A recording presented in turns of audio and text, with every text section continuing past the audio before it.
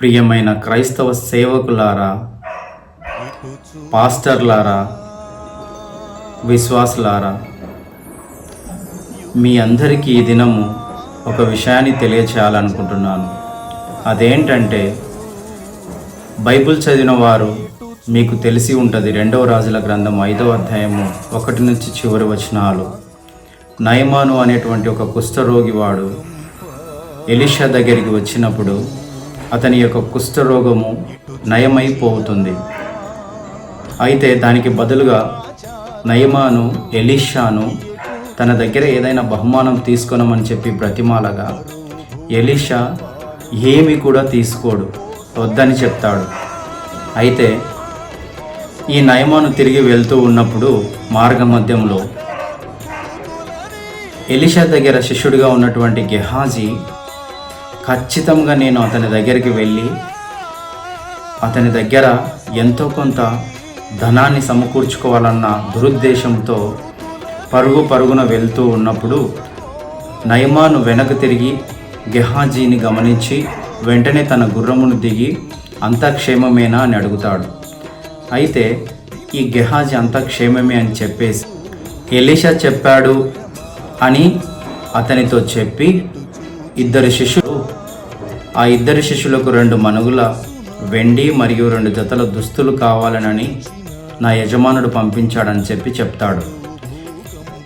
దానికి ప్రతిగా నయమాన్ ఏమంటాడంటే, 2 మణుగులకు కాదు, దానికి 2 ఎక్కువ ఇస్తానని చెప్పేసి 4 మణుగుల వెండి 2 జతల బట్టలను ఇచ్చి పంపిస్తాడు. తిరిగి వచ్చిన తర్వాత ఎలీషా గెహాజీని అడుగుతాడు. ఏమని అంటే, ఎక్కడికైనా వెళ్ళావా అని అడుగుతాడు. అయితే గెహాజీ నేను ఎక్కడికి వెళ్ళలేదు అని చెప్పి సమాధానం ఇస్తాడు. ఎలీషా దైవజనుడు కాబట్టి ఏమంటాడంటే, నీవు నయమానుని ఎదుర్కొని పోయి అతని దగ్గర అవి తీసుకుంటున్నప్పుడు, అంటే ద్రవ్యము దుస్తులు తీసుకుంటున్నప్పుడు నా మనసు నీకు గుర్తు రాలేదా అని చెప్పి అడుగుతాడు. ఆ తర్వాత ఏమంటాడంటే, నయమానుకు కలిగిన కుష్ఠరోగము అంటే నీ సంతతికి ఎల్లకాలం ఉండునుగాక అని చెప్పి శపిస్తాడు. ఆ విధంగానే అతడు కుష్ఠరోగంతో మరణిస్తాడు, కుష్ఠరోగంతో మంచాన పడతాడు అనేది మనము ఆ వాక్యంలో చూస్తాము. దానికి ముందున్న వాక్యం ఏంటంటే, ఈ యొక్క ఎలీషా గెహాజీని అడుగుతాడు, ద్రవ్యమును, వస్తువులను, లేదంటే బట్టలను అనగా వస్త్రములను, ద్రాక్ష తోటలను, ఒలీవ తోటలను, దాసదాసీలను, ఎడ్లను, గొర్రెలను సంపాదించుకొనుటకి ఇది సమయమా గెహాజీ అని అడుగుతాడు. ఆనాడు ఎలీషా గెహాజీని అడిగాడు. ఈనాడు ప్రియ క్రైస్తవులారా, విశ్వాసులారా, సేవకులారా, మరి ముఖ్యంగా సేవకులారా, యేసుక్రీస్తు ప్రభువారు మిమ్మల్ని కూడా అడుగుతున్నాడు. మీరు మీ వ్యాపారాలను అభివృద్ధి చేసుకోవడము, లేదంటే సేవ పేరిట హాస్పిటళ్లను, రెస్టారెంట్లను, ఇంకా ఏదేదో పెద్ద స్కూళ్లను కట్టించి మీ యొక్క పేరు పలుకుబడి సంపాదించుకొనుటకై, లేదంటే మీ యొక్క డబ్బును అధికపరుచుకొనుటకై, సంపాదించుకొనుటకై, 2 10 అని చెప్పేసి సంపాదించుకొనుటకై, వస్త్రాలను మీరు సంపాదించుకొనుటకై ప్రయత్నిస్తున్నారే, ఇది సమయమైన దైవ సేవకులారా, ముఖ్యంగా మిమ్మల్ని దేవుడు అడుగుతున్నాడు.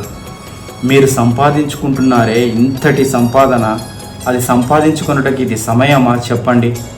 ఇది సమయం కాదు. ఎంతోమంది క్రైస్తవులు మరణిస్తున్నారు, దూషించబడుతున్నారు, హింసించబడుతున్నారు. దైవ సేవకులు, నిజ దైవ సేవకులు ఎంతోమంది హతసాక్షులయ్యారు. ఇంకా కూడా మీరు కొంచెం కూడా ఐకమత్యం, మీ స్వార్థాలను మీరు చూసుకుంటూ, మేం వెళ్ళి ఏదైనా అంటే మా వ్యాపారాల మీద ఎక్కడ దెబ్బ పడుతుందో అన్న ఉద్దేశంతో, భయంతో ఇంకా ఎంతకాలం మీరు జీవిస్తారు? ఆలోచించండి సేవకులారా. మీరు వేసుకునే ఒక్కొక్క బట్ట, మీరు తినే తిండి విశ్వాసులు ఇచ్చినటువంటి ఆ ధనమే తప్ప మీరేదో కష్టపడి సంపాదించినది నీట్గా కనపడడము. ఎంతసేపు మనము టీవీలలో మనం వేసుకునే డ్రస్సు 10 మంది చూడాలన్న ఉద్దేశంతోనో, లేదంటే మన సంఘము నా సంఘమే గొప్పగా కనపడాలన్న ఉద్దేశంతోనో, లేదంటే ఇంకా మా వ్యాపారాలు గొప్పగా అభివృద్ధి చేసుకోవాలన్న ఆలోచనలోనే దేవుడు ఏది మన నుంచి కోరుకుంటున్నాడో మీరు అది గ్రహించట్లేదు. ఎప్పుడో సేవకులు దేవుని నుంచి తొలగిపోయారు, అది దేవునికి కూడా తెలుసు. ఎంతోమంది నిజ సేవకులు హతసాక్షులై ఉన్నారు. మీరు మాత్రం గొప్ప సేవకులుగా ఉంటూ మీ వ్యాపారాలను అభివృద్ధి చేసుకుంటూ మాకేంటిలే, మా దగ్గరికి రాలేదు కదా ఇంకా అనుకుంటున్నారు. దేవునికి ఒక్క నిమిషం చాలు మీ వ్యాపారాలను, మీ పెద్ద పెద్ద సేవలను పటాపంచలు చేయడానికి. ఆలోచించండి, ఈ భూమి మీద మనం చిరకాలం జీవించము, నీ వ్యాపారాలు చిరకాలం ఉండవు. అసలు సేవకుడు అంటే ఎవరు తెలుసా? కేవలం సేవ తప్ప ఇంకా దేని మీద అతని దృష్టి ఉండకూడదు. కానీ ఈ కాలంలో ఉన్న సేవకులు గొప్ప దైవజనులు మేమని చెప్పుకుంటూ వచ్చిన ఫండ్స్ అన్నింటిని, అంటే విశ్వాసాలు ఇచ్చినటువంటి కానుకలను తీసుకొని రూపాయలు పెట్టి భూములు కొనడము, లక్షల రూపాయలు పెట్టి హాస్పిటళ్లను, రెస్టారెంట్లు అని చెప్పి ఇంకా ఏవేవో వ్యాపారాలను చేస్తున్నారు. సేవకుడు అనేవాడు ఎవడు కూడా వ్యాపారం చేయడు. సేవకుడు అనేవాడు ఎవడు కూడా హాస్పిటల్ కట్టడాడు. బైబిల్లో ఎక్కడైనా ఉందా సేవకులు ఈ విధంగా ఉండాలని? సేవకుడు, దైవజనుడు అంటే కేవలం దేవునికి మాత్రమే సేవ చేసే విధంగా ఉండాలి. మీ సంఘాలలోనే ఎన్నో కుటుంబాలు దీన స్థితిలో, దరిద్రపు స్థితిలో ఉన్నాయి. అలాంటి కుటుంబాలను మీరు ప్రత్యేకంగా దర్శించి వారికి మానవత్వంతో ఏదైనా సహాయం చేయండి. అంతేకాని మీ వ్యాపారాలను అభివృద్ధి చేసుకోవడానికో, లేదంటే మీరు పొలాలను, లేదంటే ఆస్తులను కూడబెట్టుకోవడానికి ఇది సమయం కాదు. దైవ సేవకులారా, ఆలోచించండి. నువ్వు సంపాదించిన సంపాదన నీ వెంట రాదు. నీవు ఇక్కడ ఉన్నంతవరకే గొప్ప సేవకుడుగా నువ్వు పేరు పొందవచ్చు. కానీ ఒక్కసారి నీవు మరణించిన తర్వాత నీ సేవ ఎలాంటిదో బట్టబయలయ్యే దినం ఒక రోజు ఉన్నది. అది పైన దేవుని. అప్పుడు నీ సంఘానికి వచ్చిన విశ్వాసులకు తెలుస్తుంది నీవు చేసిన సేవ భూమి మీద నిజమైనదా అబద్ధమైనదా అని చెప్పేసి. మన స్వార్థాలు మనం చూసుకుంటే ఇంకా ఎప్పుడు నీవు దేవుని సేవ చేస్తావు? ఆలోచించు ప్రియా. దేవుని సేవ కూడా కేవలం పాస్టర్లుగా చెప్పబడుచున్న వారు స్వార్థపూరితంగా జీవిస్తున్నారు. మనం చూసి ఉన్నాము, రీసెంట్గా జరిగినటువంటి ఒక సేవకుని మరణం అయినప్పటికీ ఇంకా మా దగ్గరికి రాలేదులే అని చెప్పేసి కొంతమంది సేవకులు ఏమి కూడా మాట్లాడటం లేదు. కానీ క్రైస్తవులు కనీసం అందరం కలిసి ఐక్యమత్యంగానన్నా ఉండాలి కదా. దేవుడు అదే కదా మనకు సెలవిచ్చి ఉన్నాడు. మీరు కూడా చిన్నప్పుడు చదువుకొని ఉండి ఉంటారు కదా. 5 ఎడ్లు, ఒక స్టోరీ ఉంటుంది కదా చిన్నప్పుడు మీరు చదివిన స్టోరీ. 5 ఎడ్లు అడవికి వెళ్తాయి, కలిసిమెలిసి ఉంటాయి. ఒక పులి వస్తుంది, 5 కలిసి ఎదిరిస్తాయి. కొన్నాళ్ళ తర్వాత అవి విడిపోతాయి. ఆ తర్వాత ఒక్కొక్క దానిని పులి ఏ విధంగా చంపి తింటుందో అని చెప్పి. ఐకమత్యంగా ఉండాలని దేవుడు ఎన్నో మార్లు బైబిల్లో కూడా సెలవిచ్చాడు. సేవకులారా, ముఖ్యంగా మిమ్మల్ని దయచేసి వేడుకుంటున్నాను, మీరు మీ యొక్క సేవను ఎక్స్పాండ్ చేయడానికి, అంటే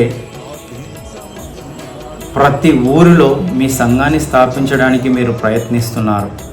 అది ఎంత మాత్రం కరెక్ట్ కాదు. ఒక్క దగ్గర స్థాపించి మీరు మరీ నిజంగా సేవకులారా, మిమ్మల్ని మనస్ఫూర్తిగా వేడుకుంటున్నాను. మీరు ఎంతసేపు ఉన్నా ప్రతి ఊరిలో మీ యొక్క సంఘాలను స్థాపించడానికి ప్రయాసపడుచున్నారే కానీ సంఘంలో ఉన్నటువంటి విశ్వాసులు ఎలాంటి స్థితిలో ఉన్నారో మీరు ఆలోచించట్లేదు. వారి కష్టాలను మీరు చూడట్లేదు. దేవుడు ఎన్నోసార్లు మనకు బైబిల్లో చెప్పి ఉన్నాడు, దరిద్రులను, దీనులను ఎవడైతే ఆదుకుంటా. కాబట్టి దైవజనులారా, పాస్టర్లారా, యేసుక్రీస్తు ప్రభువారు చెప్పిన సేవ మీరు చేయట్లేదని చెప్పేసి నాకు అనిపించుచున్నది. నిజంగా మీరు ఎంతసేపు ఉన్నా మీ సంఘాలు ప్రతి ఊర్లో విస్తరించాలన్న ఉద్దేశంలోనే, ఆలోచనలోనే మీరు ఉన్నారు. ఎక్కడ స్థలం కొనాలి, ఎక్కడ ఏమి స్థాపించాలి, ఎక్కడ ఏ విధంగా డబ్బును సంపాదించుకోవాలి, సేవ పేరిట అని ఆలోచిస్తున్నారే కానీ నిజంగా మీరు సేవ చేయట్లేదు. ఆనాడు శిష్యులు మీలాంటి సేవ చేయాలి అని అనుకొని ఉంటే సువార్త ఇంత విరివిగా మనకు అందేది కాదని నా ఉద్దేశం. ఆలోచించండి. మొదట బాగున్న మీరు ఎందుకు ఇప్పుడు ధనానికి లోబడి ఉన్నారు, ధనానికి ఆకర్షితులై ఉన్నారు? ఆలోచించండి ప్రియ దైవజనులారా. మీరు ధనాన్ని సంపాదించుకొనుటకు మరియు మీ పేరును ప్రతిష్టను పెంచుకొనుటకై, లేదంటే ప్రతి ఊరిలో మీ సేవను విస్తరించి అక్కడక్కడ మీ మందిరాలను కట్టించుకొనుటకై మీరు ప్రయాసపడుచున్నారు కదా. ఇది సమయము ఈ లోకంలో ఉన్న నాయకులను మీరు నమ్ముకొని జీవిస్తున్నారు.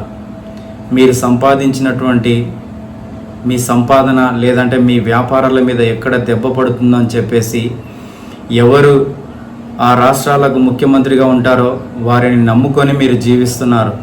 నిజంగా చెప్పాలంటే వారు నామమాత్రపు మనుషులు.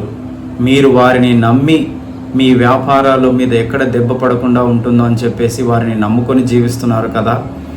మీ వ్యాపారాలను అభివృద్ధి చేసుకొని మీ పనులను సాగించుకుంటున్నారు కదా. ఇది ఎల్లకాలం ఉండదు. దేవుని ఉగ్రత మీ మీద ఖచ్చితంగా ఉంటుంది. కలిసి రండి, క్రైస్తవులందరూ కలిసి రండి, మనందరం ఏకంగా ఉండాలి. ఆనాడు ఎలీషా గెహాజీతో అన్నాడు, ఈనాడు యేసుక్రీస్తు కూడా మీతో చెప్తూ ఉన్నాడు.